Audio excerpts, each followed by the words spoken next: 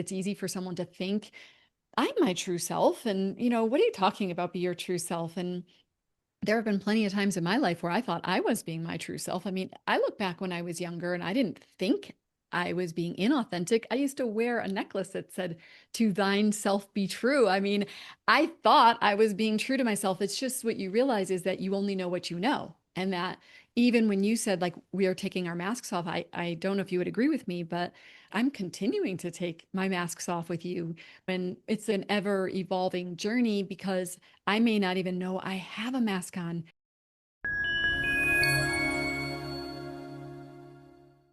I think you are going to love this conversation that I had with my dear friend, Kim Gross. We talked about all kinds of things about building a conscious, intentional, deliberate relationship. And we laughed.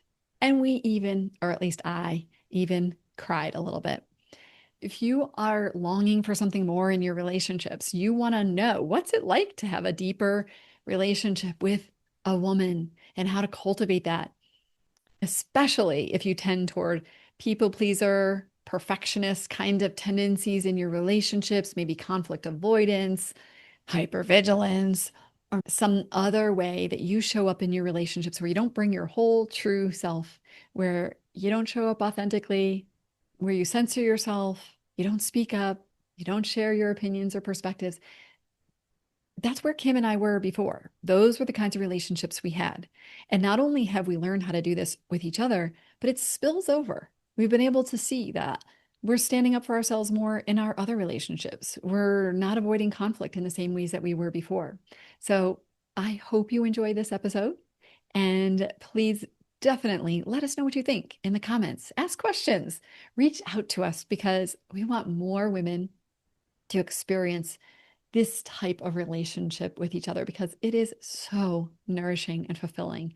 And you can have it too. Well, hello everyone. It's Deb Blum here, and I am super excited because today I have my guest on who's not just an amazing expert in her space, she's also a dear friend of mine. Yay! Hi, Kim. Welcome. Hi, Deb. Oh my gosh, so excited. Me too. Well, today, Kim and I are going to be talking about how we have built our friendship intentionally and consciously. And we're going to get into some details about it, share with you what it's been like for us, because we're thinking that maybe there are other people, maybe you can relate to that your friendships might not feel as deep as you want. Maybe they feel kind of superficial, or sometimes you're going out with people that really aren't your people. And you really want to know, how do you develop that kind of a friendship? And the truth is that a few years ago, when Kim and I met, we didn't know how to develop those friendships. And we've kind of stumbled our way through it. But I feel like what we've created has been just amazing. And I so appreciate our friendship and the growth of our friendship. I look back, even how long do you think it's been that we've been really actively a friend? I mean, we knew each other before, but how long do you think it's been? Like 3 years? So I was just thinking about this. I was just realizing, so I started the podcast in 2020 with Tia, and you were one of the first few guests to be on in 2020. Mhm. So we had just started to just know each other a little bit. I would say maybe 2021 or 2022 that we started to really cultivate our friendship. Yeah, because I can even remember when I moved to Scottsdale, which was 2 years ago, a little more than 2 years ago. I think it was us really muddling our way through some harder things then. And not that we Mhm. don't do that, not that we don't have our times where we are going through something and talking about things more, but that was a particularly maybe difficult time for us to talk through some things. And I don't even remember what it was. I just remember we were. So, okay, well, why don't we do this? Why don't we start by me just telling people what I know about you, and then maybe you can do a little official bio. But as you said, you have a podcast, and Kim's podcast is called Masks Off. So I love that name because I think that is so much of what people in general who are in the personal growth space are doing, is trying to learn how to show up without wearing the masks and all of the armor that we wear. And that's what I think we've been doing. in our friendship is, working on noticing the masks that we wear and then trying to take them off. And it sometimes takes a lot of bravery and courage. And the two masks that you talk about the most often, even though you do refer to many of the things that we do as human beings to, sheesh, to protect ourselves and sometimes to feel safe or to win the love and approval of other people, all the things that we do. But the two masks that you talk about most often are perfectionism and people pleasing. And those things certainly come up in our friendship. And those are things we're always working on. But Kim has a book called Free to Be, right? Right. Free Okay. to be a pathway to inner liberation. All right. But Kim has been a podcast host for a long time, for years. Well, as you said, I was one of the earlier podcast interviewees Yes. way back in 2020. And that was when you were co hosting. But now you've Yes. been your own host. And I definitely recommend that anyone who struggles with the whole people pleasing perfectionism thing.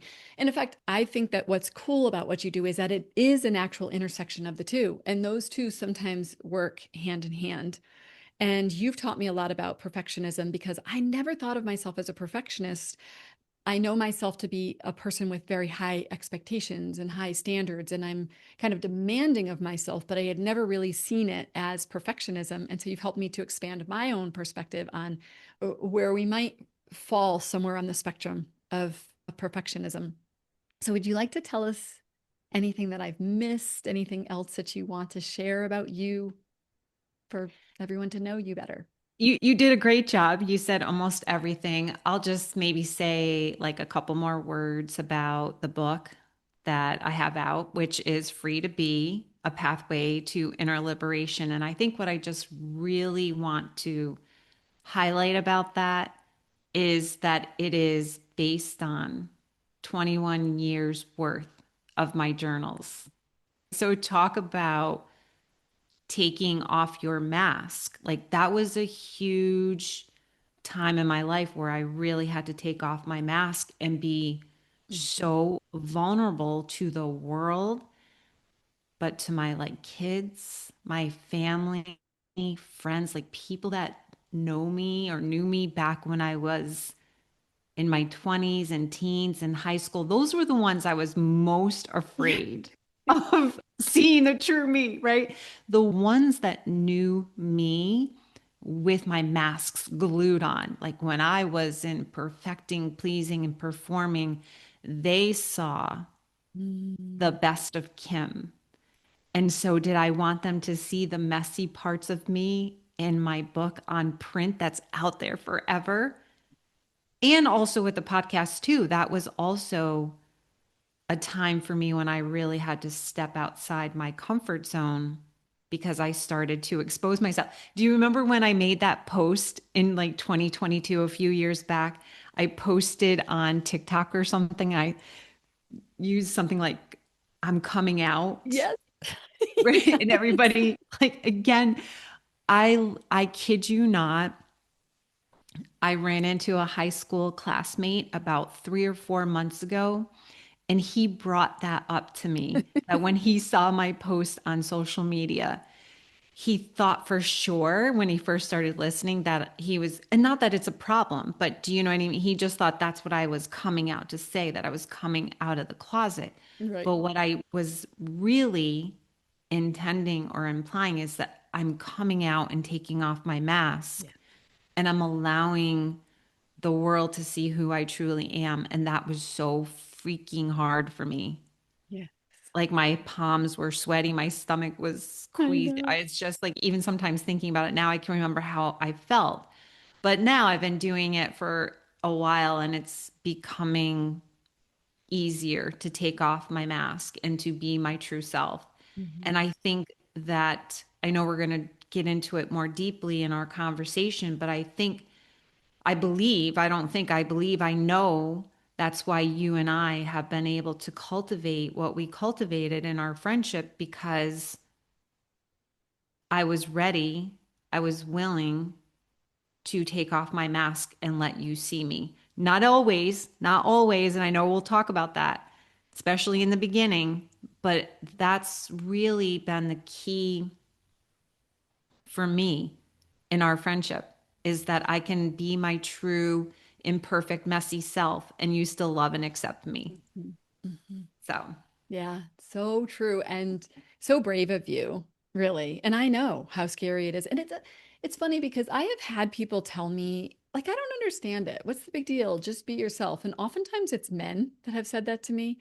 And I'm thinking, it's funny. I was watching Bridgerton last night and they're talking, I don't know if you've seen it, but it was in yeah. season 3. And they were just basically talking about what a privilege it is to be a man and you just get to be who you are and just, Mhm. and I know not all men feel that way. And there are plenty of men who wear plenty of masks, Yeah, but there's definitely an exceptional way that I think women have been conditioned for and that sure. we are trying to not just become our truest selves personally, but we're really trying to take off the masks of all the ways we've been conditioned to be certain ways in the world.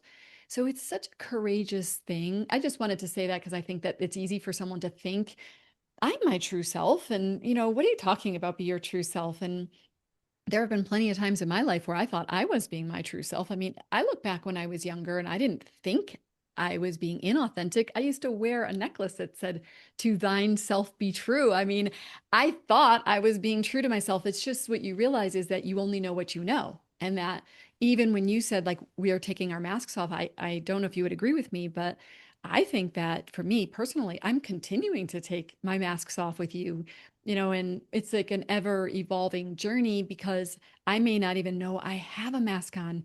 And I know it is because we've had this recently where we catch ourselves and either an old mask crept on or a different version of that mask that kind of like snuck on. And we have to call ourselves out and see that, oh, wait a second, I didn't want to show up that way.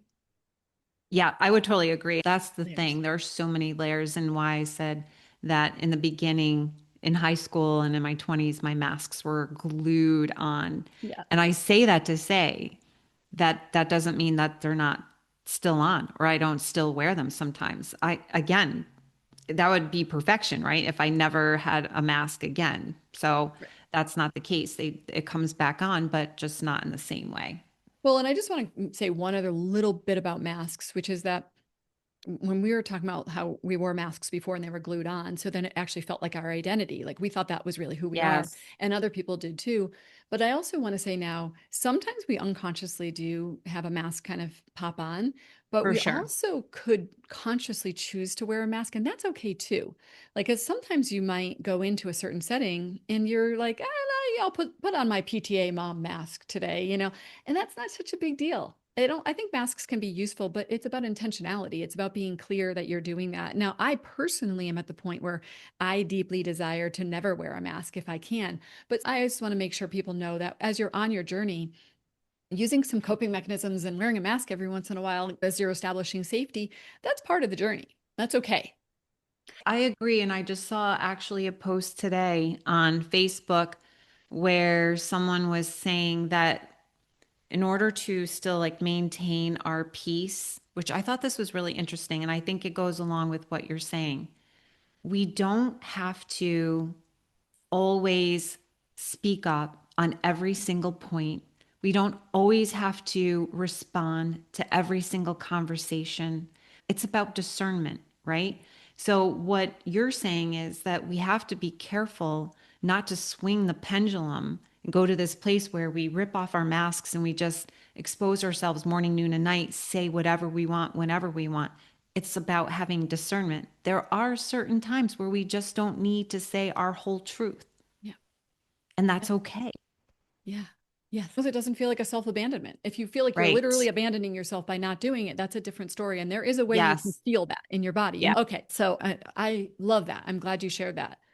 Okay. Well, I think what we might want to do is start by just talking a little bit about what vulnerability means. Because I think that I was trying to think about how it can get misconstrued, and maybe talk a little bit about what we mean by developing a conscious relationship. And the first thing I'll just say about it is that I think sometimes we can think vulnerability is just like kind of letting it all out to your friends, venting about other people, maybe like telling them every problem you have. And there can be a way that it's a little bit more unconscious and spilling over. And I'm, I mean, I make no judgments, but I just want to make sure we're careful about when we say vulnerable, what we actually mean. And I wonder if you want to share what you think about when we say that we've been showing up vulnerable, and sometimes we'll say emotionally naked. What in your mind does that mean?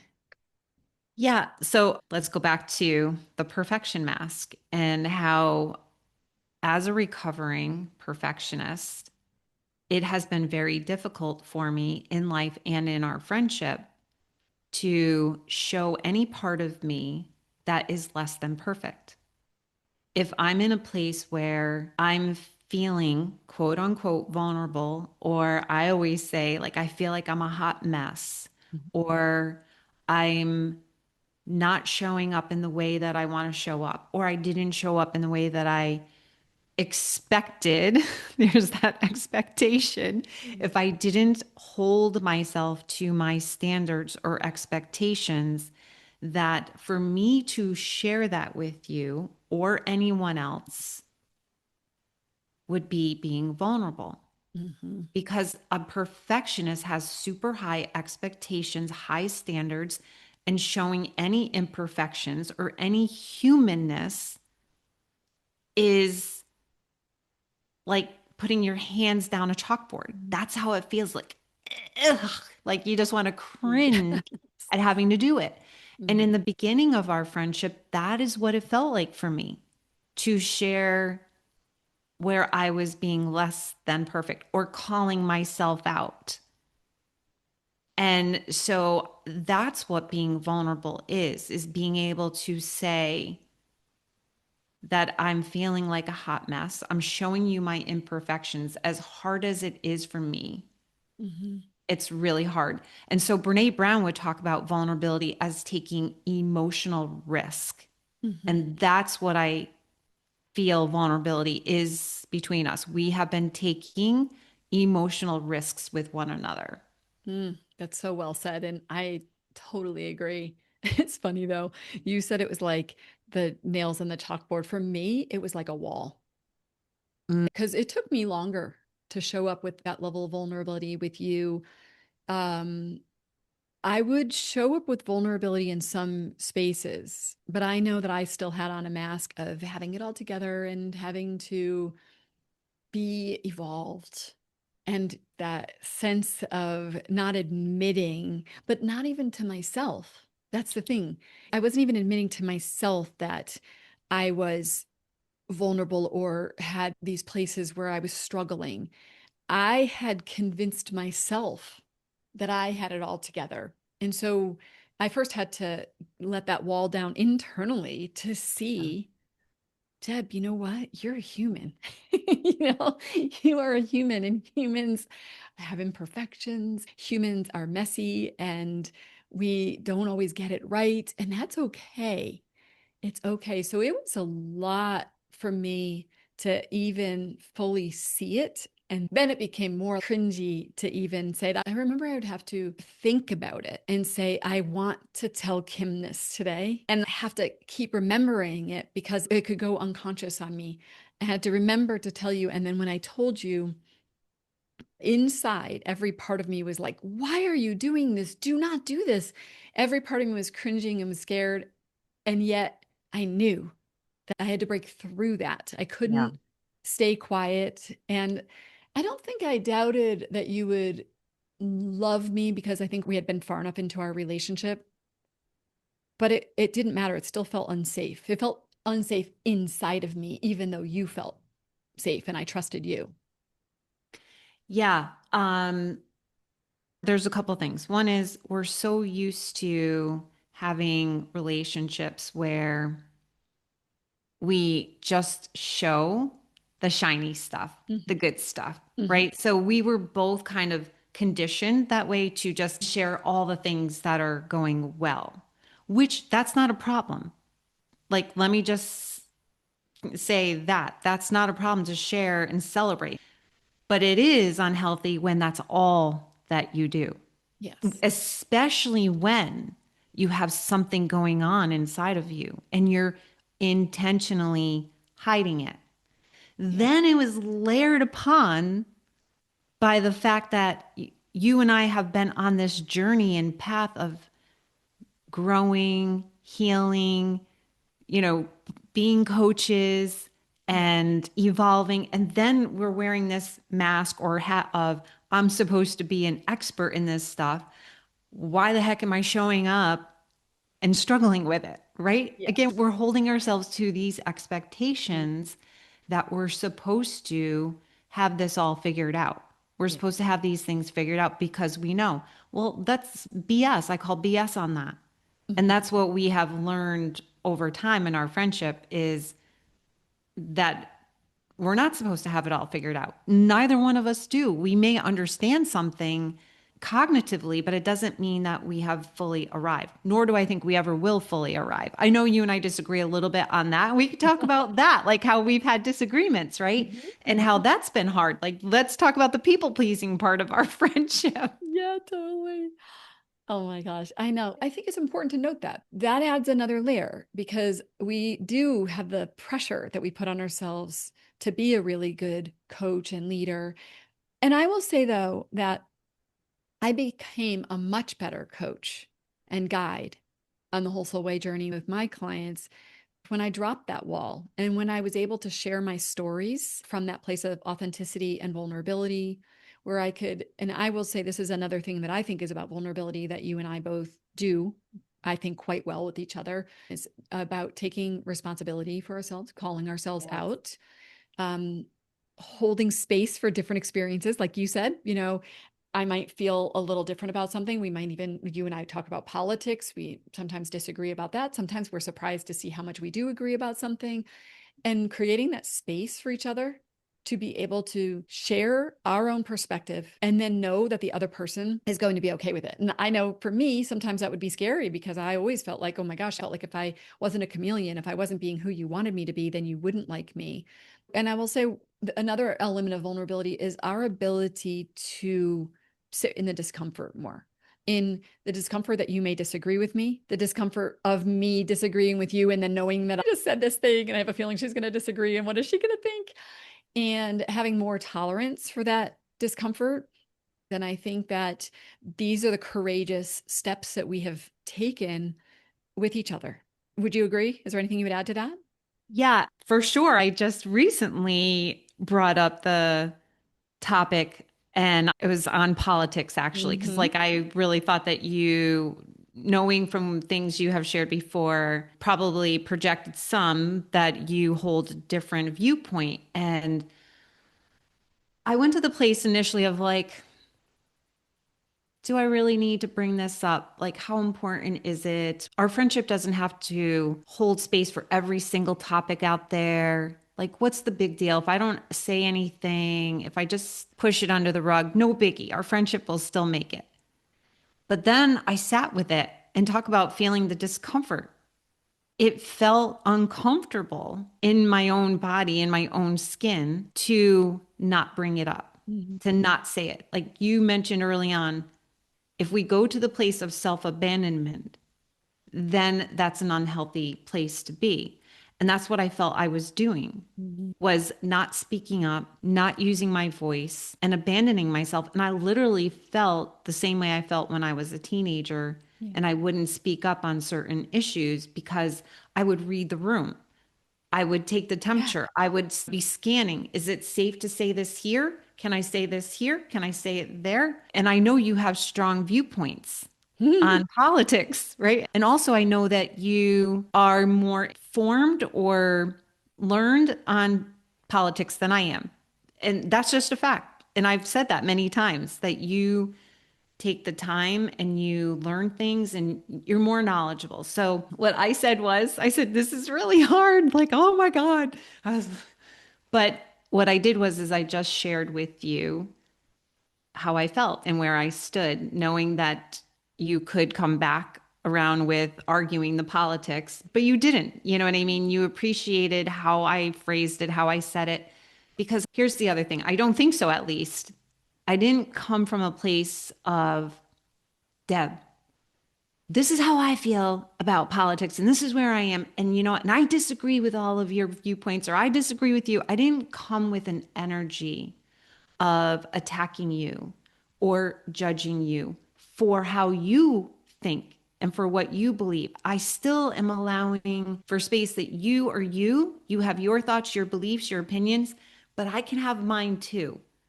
And so I gave space to that. And I don't know if you want to respond to what it was like for you to listen to me say it and then how we navigated that. Yeah. Well, first of all, I think that when you said it, I'm not exactly sure if you said these words, but you did say something about that you've been holding back, or I Yep. call them sometimes a withholding. And when we're Yep. withholding something, that's actually in some ways, if it is something that feels important to share. And by the way, you don't have to justify why it's important, right? Like it doesn't matter. You didn't have to have a reason why it was important to share. You knew it was self-abandonment to not share. Yes. And I Yes. will say one little reason why I think is because I think that when we're in a relationship where we have this level of vulnerability, there's a deep desire to feel known. And Mm. if I don't know that about you, there's a part of you that might think, oh, she might be making assumptions about me. Not that we're even intentionally or like consciously thinking that, but there's a way Yep. that you want to make sure you're known. And I think that when I received it, and I think we've done a lot of work to get to this place, but I feel like there's one thing that always comes up for me, which is I know how brave it is for you, but for most of us to share our whole truth and to share vulnerably. So my first reaction most of the time is, oh, I'm so glad you shared, even if I disagree. Now, in the past, someone disagreeing with me would feel like a threat. I would feel like I have to defend myself. I would feel like if you are speaking your truth, then I'm not allowed to speak my truth. Like I can't because then I will appear confrontational. And so I don't want to be confrontational. So I would either get quiet or I would get a little bit more argumentative. I would defend. And then it would feel like it was never really the kind of conversation that I wanted to be with someone. So I felt like the way you I would say most of the time. I would even say all the time, but I just will give you a little bit of room in there because we don't want perfectionism. But most of the time, you come with such a graceful, inviting way that you say things. And I would say I'm probably less that way. Like I'm a little more feisty. I might be the one that comes in and is like, this is that, this is that, whatever. And I don't want to make myself wrong for that. And at the same time, I think the way you do share things with me helps me a lot to be able to feel like there's space for me, but also to be able to really honor you. Yeah. And I just want to say, but you've come such a long way in terms of, like you said, sometimes you can come in feisty and you really have come a long way in terms of when you give your point of view, you're less confrontational. Because if you remember, there was a time, I don't know how long ago, maybe a year ago, 2 years ago, where there were some times that you were giving me feedback or advice and you had missed the mark. And remember, I then got upset, but then I came back with, well, no, this, and we navigated through that. And I think it's because we keep coming back to each other. We're Yeah. not doing it perfectly. Like, I want the listeners to know this is not something that we were born to know how to do, me and you. It's been messy, it's been a back and forth. We've cultivated this, we've worked at it. And it wasn't always the prettiest, if you will. And so that's why I just want to name that for you that you really Oh, have. thanks. Yeah, no, it's true. Like I very, very seldomly ever feel your energy anymore of coming in like, confrontational or let me just tell you, you know what I Yeah, mean? like And that I know better that or you know something. better, right? And I don't know if it wasn't this past summer, it was the summer before because I was going into a gynecology appointment and I was sitting in the parking lot and I was listening to one of your messages and I think I had shared something maybe about my marriage, maybe about my kids or something. And I was sharing vulnerably with you, and your response was something completely different. It was like, and you were coming in with the energy of giving me advice, but it wasn't what I felt at all. Yeah. And I just felt so unseen or not met. And then I shared that with you, and that was really hard. Holy cow, talk about like hard because for someone with people pleasing tendencies who believes and feels that her needs are unworthy, for me to speak up and say, you missed the mark on what I needed was really, really hard. So, like you said, sometimes there's could be a wall and you just have to keep working your way through it. And that's what we've done is to Mm. kind of knock the walls down so that we could just be more emotionally naked with one another. Yeah. It's so true. I mean, and it has been hard. There have been so many moments that are difficult. And I want to say one thing about our relationship, though, is that Kim and I also don't always do this. This isn't what we're doing all the time. We don't process all the time. Yep. Like most of the time, we're talking about our lives and not so much like updates, but like what are we going through? Or we're talking about our businesses, or we're talking about our marriages or our kids. And yes, it is possible each of us is going through something on it, but the actual processing of our relationship, it's Yeah. much more like a thing that comes up and then it might take us a little time, but neither one of us like to Yes. be there too long either. It's Yes. like, Yes. but but I think we stay longer and we're more like we can tolerate the discomfort Yeah.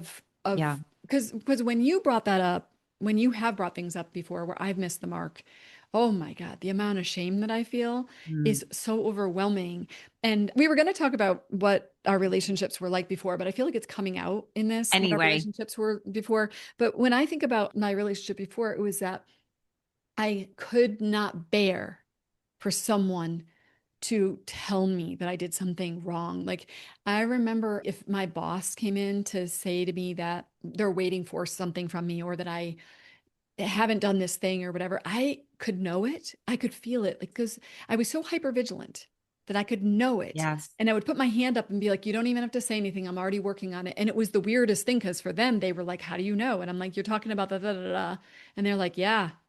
And I'm like, okay, I couldn't bear to hear a place where I had failed or I had missed the mark. Like the fact that I missed the mark with you, I Mhm. cared so much.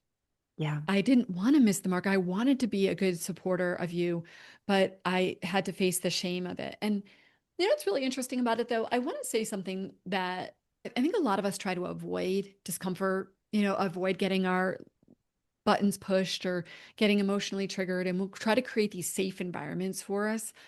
But in some ways, I feel like facing the shame when you brought it to me and then I had to feel that shame, in some ways, it made me want to do better.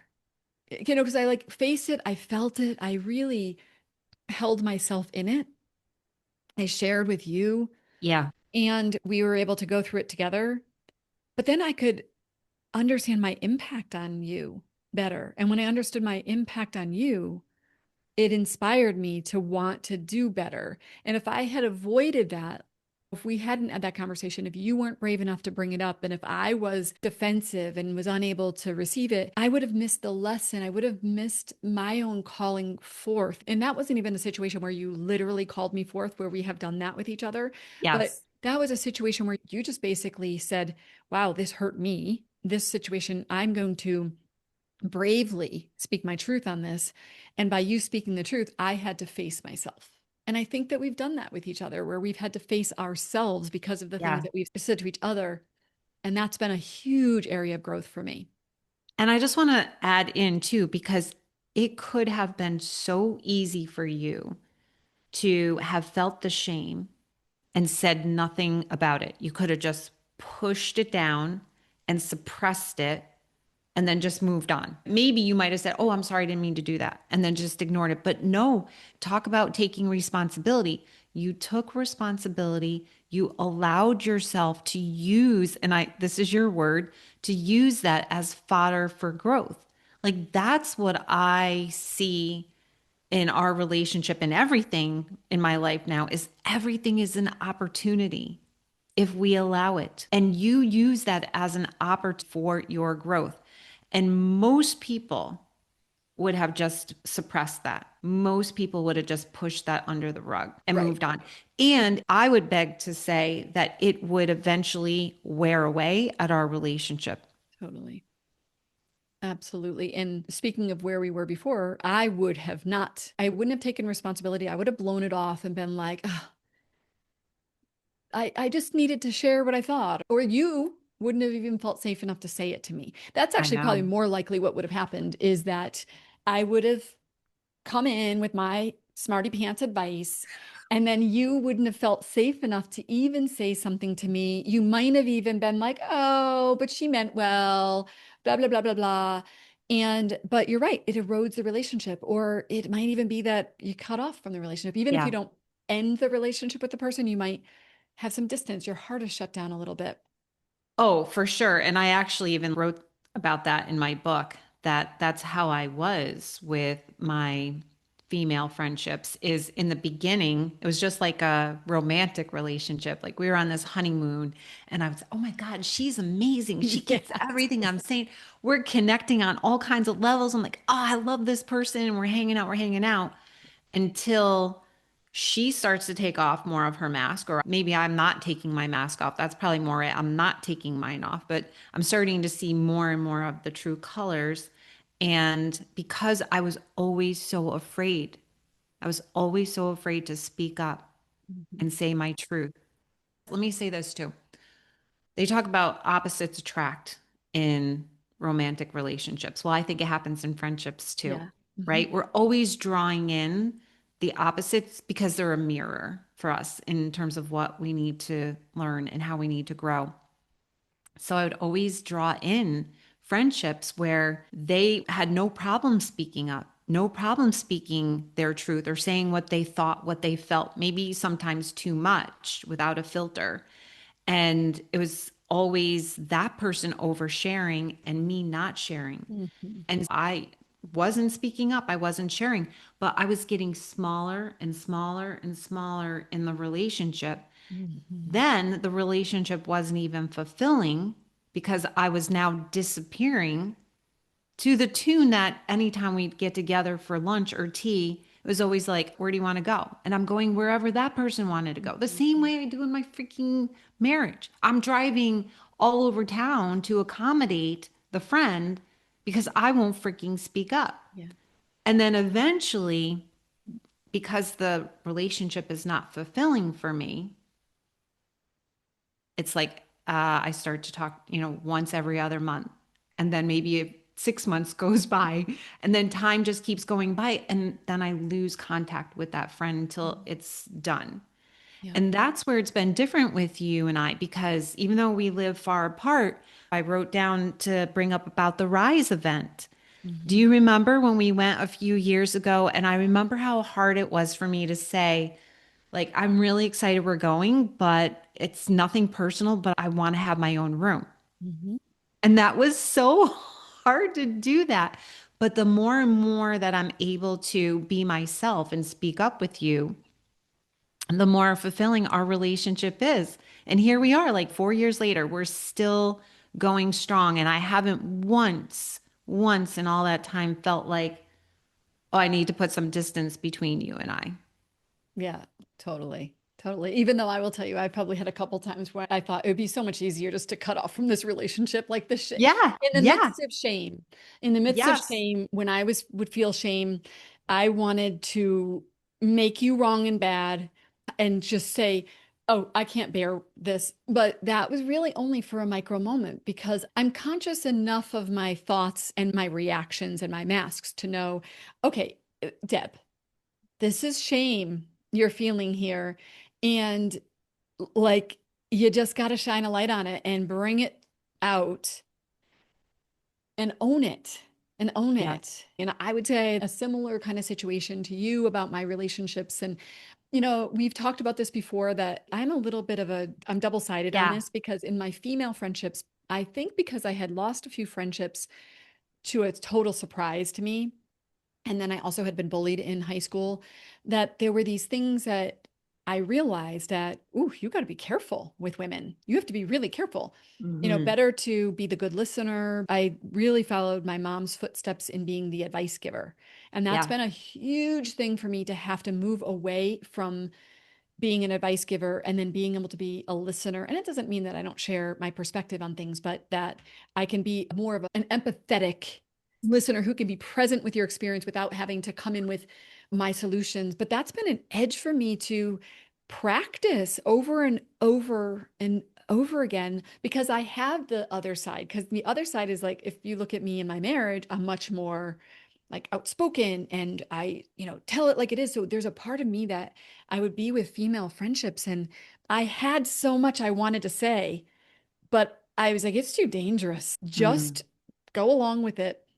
And it was probably about 5 years ago that I really started to feel like it was impossible for me to be in friendships where I couldn't bring my true self anymore. It was mhm. just almost unbearable inside of me. And it was probably You around the even same said time that that to me we, in so many words. You said to me in the beginning of our friendship, like, this isn't going to be like a real deal. I don't want this. I Like did. I love I'm that I said that. paraphrasing, but you were very clear that you wanted something more real and more fulfilling. Yeah, yeah. And it's easier now when I show up more real with more people even. I think together we've created an environment where we created enough safety for each of us to be able to do these things, showing up differently. And then once we cultivated the skill of it, we realized we didn't die.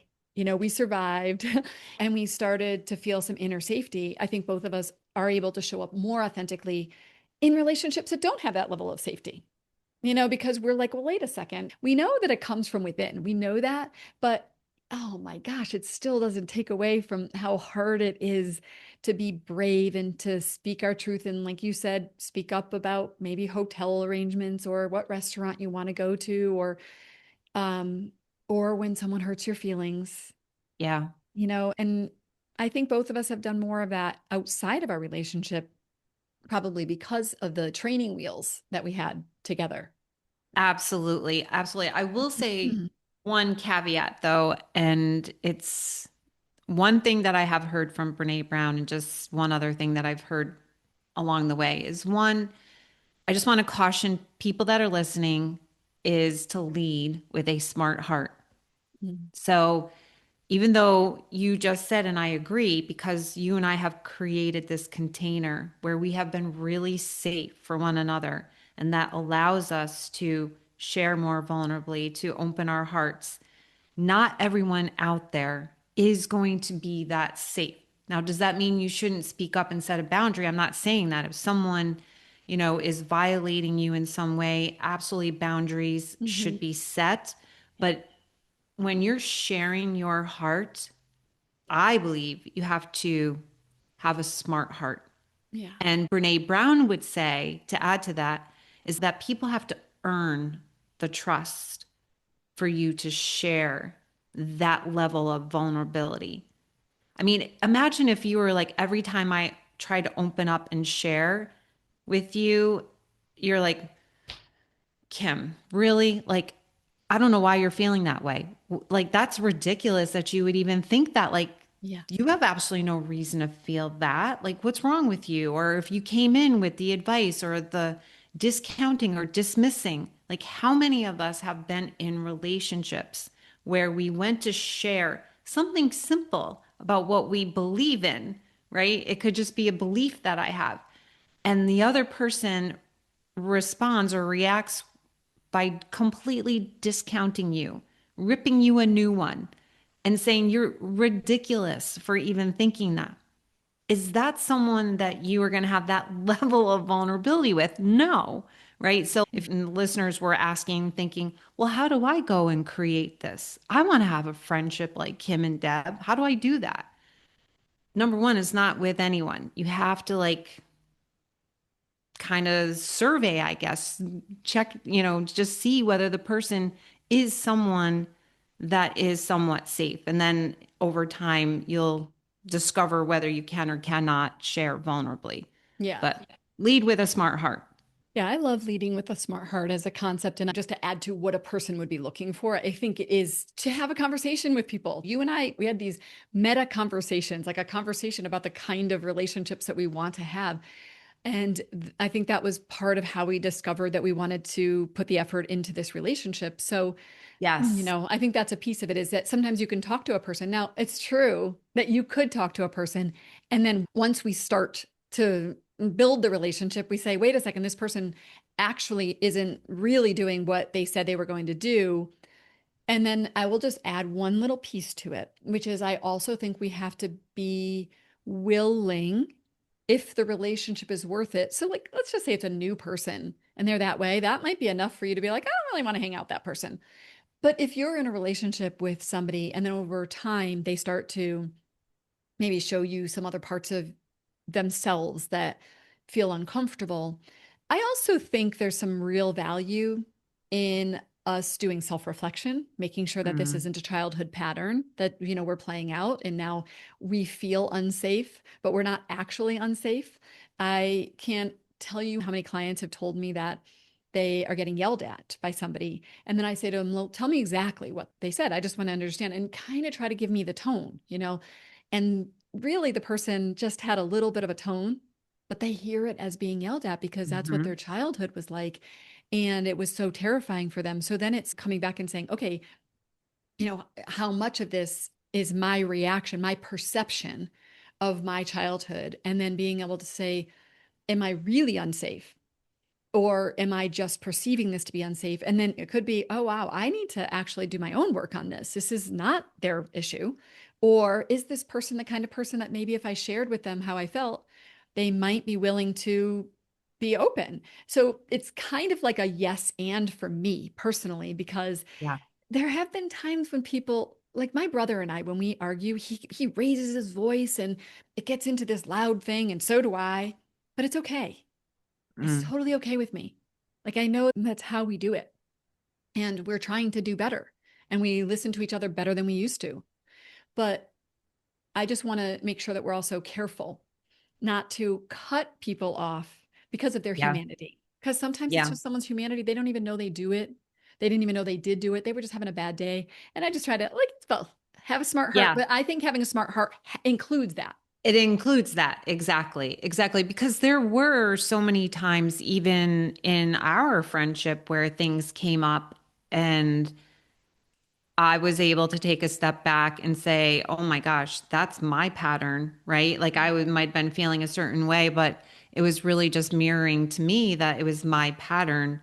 And I could have, like, maybe decided at that point to stop being friends with you because of it, but then I would lose out because it was all about me anyway. So absolutely, um, having a smart heart includes both. Yeah, I agree. It's funny though, because it reminds me of something that I wanted to bring up, and it's kind of connected to the shame that I felt. And like for you, it was speaking up for me too, but there was a different level of the speaking up for you that I know was very, very difficult for you to say what your opinions were and your preferences, and even when I upset you or hurt you. A lot of times Kim and I talk over Voxer. So we do sometimes Zoom calls, we do sometimes meeting up in person, but most of our conversations are over Voxer, where it's leaving a message, which by the way is somewhat risky because you leave a message for somebody, and then if they listen and don't respond for a little while, if you are insecure, it can kind of go like, did I say something? Did I offend them? Did I do something Yeah. wrong? But I remember I would sometimes listen to a message of yours, and oh my God, my brain Yeah. picked up on just the slightest difference in your tone, just a tiny little thing. And my amygdala and my whatever hippocampus are like going crazy, firing, danger, danger, you're in trouble. And I am sitting there waiting that Kim's going to tell me that I did something wrong and I'm in trouble. And I would be panicky. Yeah. And that has gone away for me to a large degree. I can't think of the last time I've experienced that, but a lot of the reason why it went away was me recognizing that I was wrong, that I would listen to your whole message and it was nothing I about had me. not, yeah, I wasn't even It saying wasn't, anything at all. yeah. And the second thing that came up was me being able to tell you that I feel that way and you to be able to witness me in my own obviously inaccurate interpretation of the situation, but to see, oh my God, my inner child was freaking out, so worried she was in trouble. My inner protector was like, I can't even listen to this message. I'm just scanning, scanning, scanning, scanning. Where am I in trouble? When's she going to tell me? I'd have to go back and literally listen to your message again because all I was doing was scanning for danger, scanning for when I was going to Yeah. be in trouble, and then trying to figure out what I was going to do to get out of that trouble. And It was terrifying.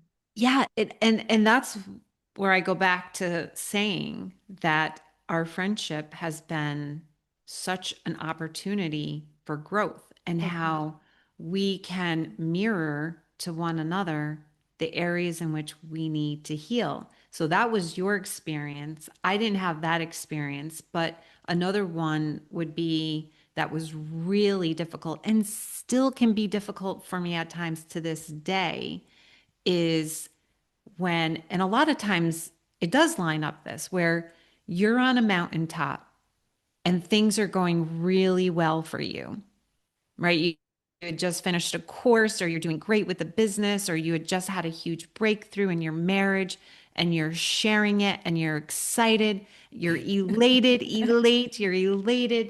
And I might be in a place where I'm in a valley Mhm. and I'm going through something.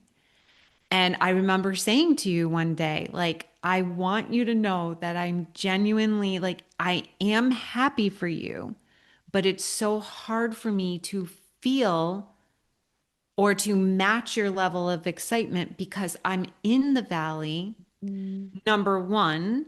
But number two, I would go to a place of comparison, Mhm. right? We talked about this before, the inferiority versus superiority. So if I'm in a valley, I equated that with I'm inferior. Mhm. I'm less than. Deb's up here on this mountaintop. She's killing it. Why can't I? What is wrong with me? And I would go to that place of making myself wrong and bad for being in the valley. And then when the roles reversed, because they did, sometimes I would be on a mountaintop because I had just come off of something exciting Yeah. and you might have been struggling with something. And then secretly I'm like, oh, fucking yeah, like I'm on the mountaintop now. Right. Yes. And Yeah. so that has absolutely nothing to do with you. It Right. has all to do with a childhood wounding of mine that I can pinpoint to when I was 10 years old, like from 10 years old and on, when I had two girlfriends where we were in constant competition and comparison. And I either felt less than around them or I felt superior. And so I'm having to work that through and heal that wound through our friendship. Yes, yes, yes, yes. And it's been actually kind of an honor for us to, I think, go through that together in those ways because even when you are honest that you're having a hard time fully being there, maybe matching my energy, which isn't even what I expect, but I understand what you're saying. Yes, There's a like, I felt I needed to be a good friend. I had to make sure I could match that. And you knew that I was super excited for you, but it was hard for me to authentically share that because yeah. I was in a place of, I'm suffering right now. I'm in pain right now. And it's hard. Yeah, but I feel like that's something that's special about our relationship, and maybe it's anyone who's created a more conscious, intentional, and deliberate relationship like this, is that we can hold space for both. And I Yeah. feel like the last thing I would ever want for you to do is to censor yourself because that's what I don't want. That's what I feel like we've Right. all had to do is censor ourselves because that's a people-pleasing pattern, right? That would be like, Yes. okay, I'm going to put my stuff aside, which by the way, there are times when you need to, right? There are times Yes. when we have to. Yeah. Someone gets a cancer diagnosis or something, it's probably not the right time to tell them about your exciting, whatever, Yeah. Yeah. It's My like a job baby. promotion or, It might be in 15 minutes the right timing, but you yeah. can feel that it's not the right timing, that you have to be sensitive to that. But at the same time, I want a relationship. I think both of us want a relationship where both can be true. I could be on a mountaintop, you're in a valley, and then 10 minutes later, or maybe about a different subject, a different topic of your life, you're on a Yeah. mountaintop. And that they can all be true and we can handle it all, that I don't also have to temper myself Yes. because That's the that's what key I would thing. do is I would go, oh, like I would shrink because, oh my God, it's so impolite. If I come in shining my light bright, that's so rude. Yeah. I should just, I don't even tell Kim. I'll tell my other friend over here, but I'm not going to tell Kim. Yeah. because And I don't we want give that you a hard either. time. No, we don't. Yeah. We don't want that. We have to be able to handle, well, not have to be able to, but I know Yeah. both of us desire to We desire handle to. that. Like we could be in different places and it's actually not just okay, but desired. Yeah. And I think the key point here to keep honing it in is that you and I could have easily just disregarded all that stuff, pushed it under the rug, not even brought it up. In fact, if anything, it took me a while to bring that to the surface and tell you that that's what I was feeling.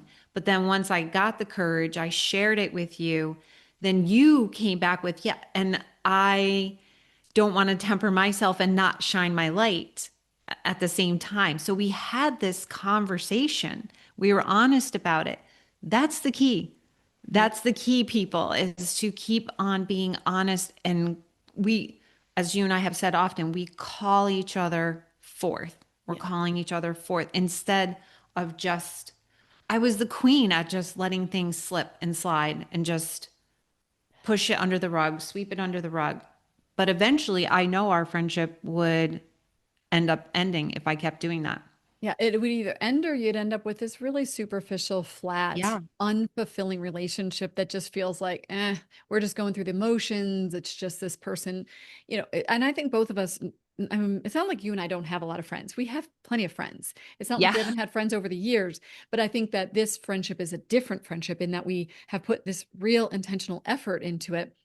But I think that so often it's so easy to watch friendships get that flat, superficial, just, I know the ones, I know what it's, like you're just updating each other on each other's lives. You're like, I'm going to tell you all the things that happened in my life, and you're going to tell me all the things. And then at the end, we're like, that was so great to catch up. It was so nice to see you. And it was fun. And to be honest, once a month, it actually can be fun to do It that. is. But Yeah, we talk every day. we do. We do. So, so it's like if we weren't getting into more interesting conversations and taking it wherever it goes and talking about it in different levels of depth, and sometimes we can completely like beat a horse dead, and sometimes I love it when you're just like, okay, I'm going to put a period on that one, and I'm like, okay, but I already just left you 18 minutes of messages about it, so there's no period on that. I'm opening that one up again. I'm opening that baby up. Right. Right. Well, you've said there's a period after I left those messages. Yes, yes, yes, I'm like, yes. oh, oops, sorry, ellipsis. All right, Yeah. but let's talk about calling forth. So, yes. So sometimes we call each other forth on purpose, and sometimes we do it accidentally. As we've said, someone gets a little bit emotionally triggered or something. But there are also times that I feel like we've asked each other even to say, like, where am I missing something? What am I not Yes. seeing? What Yes. is it that I might be thinking that is based on trauma or something? And the latest conversation that you and I have been having has been a lot on even you saying, like, I might be projecting onto you. I'm not sure. And us being like, how much of this, and we're not even talking about between the two of us. We're talking about a different topic that's Yeah. altogether different. But how much is it me being in my own trauma response or my own wounding versus that I'm actually clear and, finding the truth? And then going to you and saying, like, how much of this? What do you see? And you even saying, hey, I want to caution you on this. I see that you want to do this, and I just want to remind you. And it's almost like you're calling me back to myself. Like, make sure you're not abandoning yourself. Make sure that you can handle the thing that you're looking to do. And I so appreciate that because that's another thing I think we stop doing in relationships is I don't know why I want to say this, but I noticed that, and I'm sure this isn't always true, but there is a thing about men where men kind of are a little bit more, not always in a loving, compassionate way, but just Mm. sort of like, dude, knock that off, you know? Yeah. And it seems a little harsh, but we do it in our own way of like saying, wait a second, is what you're doing really what you want to do? Is this really in your best Mm. interest? Is this good for you? And I want someone who cares about me enough, knows me well enough that can see when I may be missing my own mark, when I'm straying. So what's your experience of that with us? Well, yeah, because, and that's a new skill pattern for me because I was always, and I think even in the beginning of our relationship, the one who always just said, I would agree with you. Like, yes, yeah, yeah, yeah. Oh, you're totally right. Because I would not want to rock the boat with you. Yeah. Right. Going back to what I was saying earlier, just about even talking about subjects that I thought would potentially cause conflict between us. So imagine if when I said to you just recently, I don't know if I'm projecting, but I want to just caution you. And what if I was completely off the mark and you were like, what? Like, no, so it's like rocking the boat. And, but what I want to say is because we have deepened our relationship and we do care, that we're willing to take the risk of just calling it out and just saying, I could be wrong. I could be totally off on this. And that's cool if I'm off. But I just throwing this out there. And you're amazing at that. You will do that all the time because one of your gifts, core values is to have so much perspective, right? You can have a lot of different perspectives. And that's why I love bringing issues to you because you give me a vantage point that I hadn't seen from some other angle. So it's just like, hey Kim, have you ever thought about this? Have you ever thought about that? Some of them, I'm not gonna lie, I'm like, ugh, like that doesn't feel good. But that's just because that's something I do need to look at. I know. Right? I It's so do. Like hard. I'm feeling most like, no, no, no. I don't want to hear that. It's the ones that I need to look at the most. Mhm. So that's how I know both of us are really overcoming or unhooking from our people pleasing tendencies. Yes. Because if we were still really knee deep in it, we would not do that with each other at all. And I think it's so hard for women to do that with one another. Yeah, you're so right. And I think that yeah, because it's kind of like if you set a boundary or you say no or you ask for what you want, you seem like who do you think you are? And Yeah, that's kind of mean. I cold. Yeah, mean. cold and mean. I remember there was a friend of mine who was really good at saying no, but she wouldn't say no, I can't do that because of such. She'd just say no. And I was so shocked by Mm, someone who could be so definitive. I was like, there's no discussion. It's just yeah, no. it's But you're shut down. there was a way that I also had respect for that. I had this Yeah, almost like, God, that is really cold. And wow, like wow. like she can actually just do that and she's not even worried that I'm going to be upset. And I kind of think that's a cool thing, like a cool trait. And I think you and I have done it much more tenderly. And I think that's probably part of why we felt safe enough to do Yeah, it. But I also want to give us credit for that.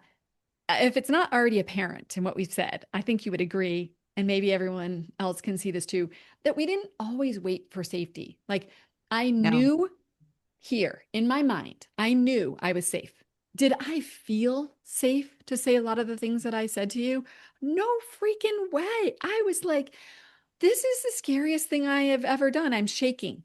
I'm literally yeah, shaking. And I knew because I had enough prefrontal cortex engagement to know wait a second, Kim is actually safe. I don't feel safe right now in my own body, in my own nervous system. And because I've not practiced doing this and because I'm so afraid, my brain is afraid I'm going to die if I speak yes, up or if I share that I feel shame or if I admit that I don't know something. And all of those things came up for me, but I knew I was safe. And I think there's a difference between knowing you're safe and feeling safe. And sometimes you have to not feel safe and still do the thing as long as you know you are actually safe. How does that feel for you? Do you feel yeah, like that? Because it seems like that's been true for you. absolutely. I mean, for the longest time, and I've been working really hard at overcoming the fear, right? That I would allow fear to, my inner controller would try to protect me at all costs because I was so afraid of what ifs and futurizing that I would wait for like wanting to feel safe, and that would never happen. It wasn't until I actually just started taking action in all areas of my life with you, my relationship, my business, is having to just take the action in spite of the fear. Yeah, yeah, exactly. Even though I will say for people who are out there who are listening that it's also because we have a certain level of inner safety. Yes, Because that's why we didn't do it before. I mean, it's not I like, didn't have it. yeah, and we had a lack of awareness before when we were in prior relationships and Mm, lack of emotional um, maturity and yes, skill even. Lack yes. of communication skills for me, I'll speak for that. Maybe not for you as much because I think you I are a little think bit I. more, you're a little more tactful than me, but but That's just because I probably have stronger people pleasing than you. I think so. I really actually think it's true. I think Yeah. that I was more of the people pleaser where I would almost say nothing. Mm, Like I suppressed my voice. I wasn't really the people pleaser who knew exactly what to say. I mean, I had good communication skills in business and places like that, and I knew yeah. exactly what to do in those situations. But when it came to friendships, not always. So we're lacking in some of these areas, which we had to cultivate. And so we've cultivated this so that we could feel safe enough to feel the fear and do it anyway. And Yeah. I think that it's important to note that just because I don't think we could have done this I think if we waited, we would have never had this relationship. It's always doing something a little before you're ready. And I often talk about the other thing is to take imperfect action Yeah. and to be awkward, to be cringy. The most helpful healing things I've done, I'm cringing inside. I'm cringing like this is uncomfortable. It's awkward. I don't want it. And I could totally avoid doing this, but there's some part of me, I always say it's like my soul pulling me toward that. Some Mm-hmm. part of me is like, but you have to. And I'm like, but Mm-hmm. I don't want to.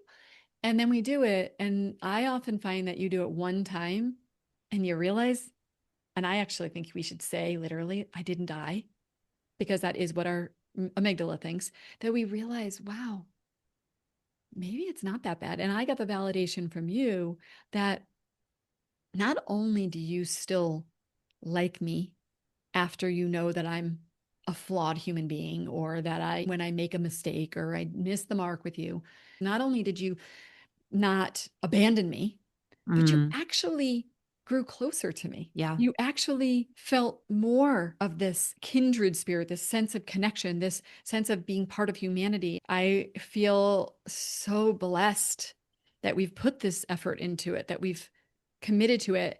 I also feel like I want to say to you, but I also want to acknowledge that I think this is true for our relationship. But I want to really just speak it to you is that I so deeply desire for you to always know that you can change and evolve and you're not boxed in with me. Like it makes me teary because it seems so important that we continue to grow and evolve together and that no matter where you go, like you could surprise me and oh, this is something I discovered about myself. And I would want to know that about you, even if it's a complete disruption from the thing that I thought I knew about you before. I always want you to know that because I want you to shine your light brighter, be bigger, be more magnificent, be more awesome, and step more fully into that, no matter what that means. Frankly, even if it meant that you needed to move beyond our friendship, I Mm. would desire that more for you than for you to limit yourself in any way in our friendship. That feels really important for you to know that I feel that way about you. I really appreciate you saying that. And I know that that's true because I have felt that from you. You have definitely always been my biggest cheerleader. Probably, if I'm being honest, you have always supported and cheered me on, maybe more than I have you. And so I know that what you're saying is 1,000% true. And I really appreciate that. And I remember you said once a long time ago, like, it's okay if at some point we both decide that we've outgrown each other, that we can let each other go and in love, you know? I Yeah. don't see that happening. I see us just growing closer and closer together. And I also just want to say, like, how we have said this before, but how amazing it is that our paths are so parallel. It, Oh, I it's know. just blows me away I know. how Oh, similar I know. we are. Um, it's like I almost wonder a little bit, is that an ingredient that is necessary for one to cultivate a relationship like this? Like if somebody were to say, Kim, Deb, how do I have what you guys have? I mean, a lot of it, what we have been saying through this whole episode is that we have intentionally worked at it. But I also believe that you were divinely Mhm. put in my life Yeah. just because of how parallel Mhm. our lives and our paths have been. I couldn't imagine it any differently. So that one, I have to be honest, I cannot answer that for those that are asking. Like, does it have to be divine? I don't know. Do you know what I'm trying to say there? Like, Well, I feel like we were put in each other's lives for a reason. well, for sure. I kind of have this feeling, though, the older I get, that a lot of stuff is divinely led. And so, Yes.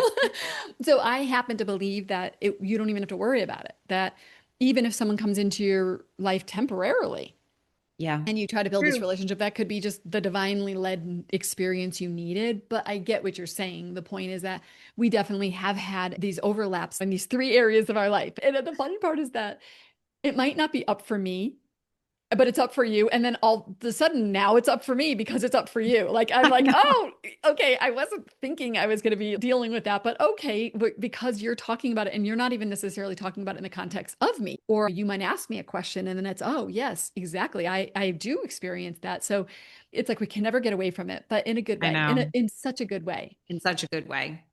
Now, you started to talk about this, the question of if someone else is asking, they want this kind of friendship, that they'd like to build this, like, where do we start? What would you say to a person other than that, it might be divinely led and Yeah. a lot of what we shared, but is there anything that you would explicitly say to somebody? I mean, I do think, if I'm being honest, we have covered really all of it in here. I think I'll just repeat the biggest thing is to be really smart about it. But if there's someone in your life that you have a somewhat close, good relationship with, and you're feeling like a little curious or a nudge, can I take this relationship to a deeper level? Do I want to take this friendship to a deeper level? But I'm noticing some resistance. And is the resistance just fear? Like that might be a really good indicator or a good place to start. Like think about the friendships that you have in your life. And is there one that you feel a little bit like you might desire to go a little bit deeper, but you're a little bit nervous? You're holding back some. There might be other people in your life where, those friends are okay for coffee once a month and Yeah. catching up. Like you kind of just know. Yep. Right. And then if you're thinking to yourself, there is a person in my life that I think I could potentially go down that road with. I do feel some resistance. I do feel some fear. And you're like, I don't even know where to begin. I freaking don't even know what to say. I'm so afraid. Well, then I would say, like, that's when, if you have real blocks, real patterns, reach out to either one of us and work with a coach, work with someone that can help you to unhook from that resistance, that fear that is keeping you sometimes, for some people, Yeah. so paralyzed by the fear. You're like, I really want to be friends with this person, but I'm so afraid. I'm so afraid I can't do it. I can't do anything. Then maybe working with a coach can help you to move forward. But if you don't have that kind of paralyzing fear and it's just like this little bit of resistance, just take a small step, a little risk, and one conversation. That's how it started for you and I, one conversation at a time, Yep. and see where it goes. Yeah. Yeah. Do you think it's important to have a conversation with that person first about a desire, or is it more taking a little bit of a risk in being vulnerable and sharing more of yourself. Do you I think would that? say start by sharing, taking smaller, like really, let's do baby steps. Just try being a little bit more vulnerable by sharing a part of yourself and seeing how it goes, Mhm. right? And if the person didn't respond in a way that felt good, then that can be an invitation for another conversation. Hey, I just wanted to just say, like, I just, it was so, just like I've done with you and you've done with me. It was so hard for me to just share what I shared with you. Yeah. And just maybe you have to be the one to take the initiative and to show how to open the lines of communication. Hmm. We taught each other. We kind of were like the blind leading the blind, but Totally. we did teach each other as we went along. Yeah. So don't expect yourself to be perfect, you the listener, and don't expect the other person to be perfect either. Know that you're the blind leading the blind, but maybe it's the person is worth it to see where it could go. And if at Mhm. any point it's too much for your nervous system, that's the most important thing. If it feels like it's too much, just take a step back. Yeah, yeah, which really does speak to the point that you're making about start small with your vulnerability. Like you don't have to put your whole vulnerable self on the table and sit down and have this whole conversation. It's really actually oftentimes it's not about what you say, it's about what you do. And it could be with words, but for example, that it could be something like when your friend says, okay, let's get together on this day. And that really doesn't work for you, but you would contort yourself that you actually say, hey, do you think we could do it tomorrow instead or the next day or whatever? Or the person says, okay, let's do this. I want to get coffee, blah, blah, blah, blah. And then you say, actually, I don't drink coffee. Would you mind if we went for a walk instead or something, whatever it Mm, is? This is where it goes back to kind of circling back to the beginning that vulnerability isn't necessarily sharing your life story. It's no, not necessarily, I'm going to tell you about my my sex childhood life. and my this and my sex life or whatever. It's not necessarily revealing everything all at one time to someone. That's not what it is. It goes back to discernment, but it's more like, are you going to vulnerably show up in what's true for you rather than putting on the masks, rather than Yes, being a chameleon, rather than scanning and watching for what's a safe thing to say or not? It's absolutely. like, am I going to be willing to say this and then risk that the other person may have a feeling about that and then not making their feeling about it something now wrong about you? So if I were to say something and then a person says, I don't really want to do that, or hey, the way that you said that kind of felt a little uncomfortable, that doesn't even make me wrong.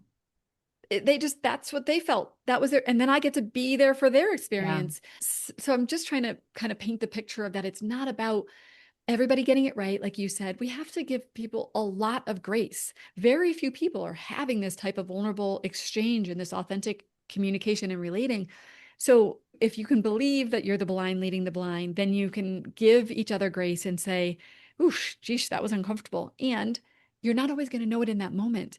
We have abandoned ourselves in a moment and then had to come back So many and say, times. oh, I'm realizing that I've been for the past 5 days, I was doing this and I want to just call myself out that I've been kind of triggered by the thing you said. And I've been pretending with you and actually, because I didn't even know that this was up for me. And then we reveal it then. It's not about, you don't have to be perfect. You don't have to get it right all the time. You can be unconscious sometimes. You can have your mask on sometimes. There's no rule book here. This is tiny little baby steps. And like you said, alongside your nervous system's capacity to handle it. So it's okay if you are like, oh, that's too much for me. Okay, take an Yeah. even smaller step and then keep building on that. And then each thing we do builds a little more safety, a little more internal sense of security, and a little bit more of a sense of like, oh, that wasn't that bad. And then we maybe eventually look back and go, oh my goodness, look at the relationship I built. Yeah. Agreed. You said it so well. I don't have anything I could say any differently on that. So I have two more questions for you. One is, Is there anything that you feel like we missed that we wanted to talk about? There's something that stands out for you. I actually think that this felt very complete for Hmm. me, the conversation. And I feel like we touched upon a lot more than I thought we were going to. Mm, me too. So I think it's been such a rich, deep, full conversation. I feel complete. And I Great. know that's something I would say a lot in our messages. Either I'm period in that, or I'm complete, or I'm landing the Landing the plane. plane. I Kim's am, always landing the plane, and I'm always just flying all around. a lot of times I have to pull Deb down. We're landing You're right like, now. we are landing this plane. No, I'm an ellipsis. You're like, no, it's a period. That's what makes us work. It's part of the opposites attract, even though I think there's so many ways we're so similar, but there's so many ways where we're opposites, and it is Yeah. pretty cool. Someday, maybe Yeah. we'll talk more about how it's helped us to be opposites when it comes to Yeah. other relationships with each other's Absolutely. marriages and all of that. Okay, well, just so that people can kind of ground this a little bit, because now we've talked about so much. Is there anything that is a key takeaway that you want people to get from this conversation? Something that really feels important for the listeners? I mean, I think for the listeners and for myself, I think one through line for the whole thing, or me personally, has just been that everything we talked about, every challenge, every step is an opportunity for growth. And you know that my core value is personal growth. So that's why, even though I think we even called each other or called ourselves at times a scaredy cat. Like I would say, I'm like being such a scaredy cat. I'm just so grateful that I was able to move through the fear because in the end, each time, every freaking time throughout our friendship that I was afraid to do something different, to take off my mask, to unhook from a pattern, every single time I grew a little bit.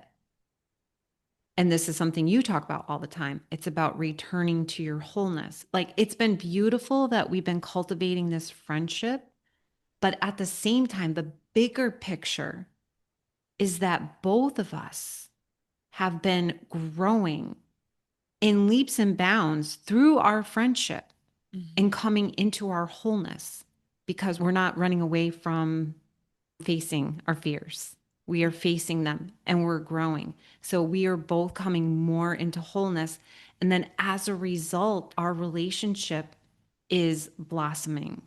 And so that's what I would say to the listener is if you're really feeling stuck and if growth matters, right? If growth matters, if coming into your wholeness matters, and otherwise, I don't think they would be picking up your podcast, right? Exploring Right. life at the edges if they didn't have some desire inside them to grow or Right. become more whole.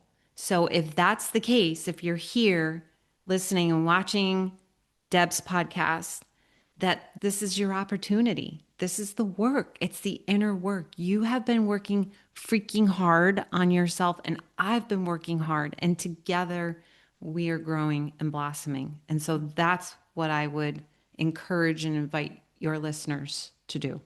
Mm, so well said. And I so agree with you. And I hope everyone who's listening sees that we have been brave, we've had to take risks, and that you absolutely can as well. This is available to anyone who desires it. Yes. And I think that just to take it one little bit further, what I think you're saying, Kim, is that to some degree, what we have experienced here is that there's a limit to how much you can grow in your own journaling, in your own house, in your own safety of not getting triggered. That part of the relationship has been a container Yeah. to practice expanding into our wholeness. That, like, as much as it's frustrating, my marriage is the biggest source of growth for me because I can't get away from the way that he is my mirror. I can't get away from our patterns. So I have to either face them or succumb to them and just be a victim of them. And that I'm not willing to do. And so oftentimes I think we do things like go into therapy or we go into our journals or we privately navigate these things. A part of the reason why I do the evolution membership program and why I do live cohorts at our groups, because I believe that without being with other people, without the friction of other people being both Yeah. a mirror and being sandpaper and poking at our thorns and all the things that we do to each other, most of the time completely inadvertently, without that, we will get stunted in our growth. We will stay in perpetual healing mode instead of growth mode. And I think that both of us are saying, if you want to grow, dude, pick a friend, lean in, and it will be different than a marriage. It will be different than your children. It will be different than your family of origin because there is something about being with someone of the same gender where you've got issues and things that you have to work through that happened in childhood, in adolescence, and that this is the most amazing opportunity. So that even if it sounds scary to do it, it's probably because it is one of your greatest opportunities for growth, and growth can be Yeah. scary. Yeah. Yeah, for sure. For sure. I'm glad you added that in. Yeah, I just want to say thank you to you for coming onto the Oh show. my And gosh. Thank you for having me. I'm so glad. It's been super fun. Honestly, I wondered if we could be our whole true selves. And I think we were. I think we I were think we really good were. about being ourselves. Because, I think sometimes so. once you put the camera on, you're like, oh my gosh. And I don't know if we could have done this 2 years ago, but I am certainly feeling it right Yeah. now. Yeah, for sure. Yeah. And of course, I'm going to put things into the description in the show notes. But is there anything you want to call out specifically that you would love for someone to take action on to get to know you a little bit better?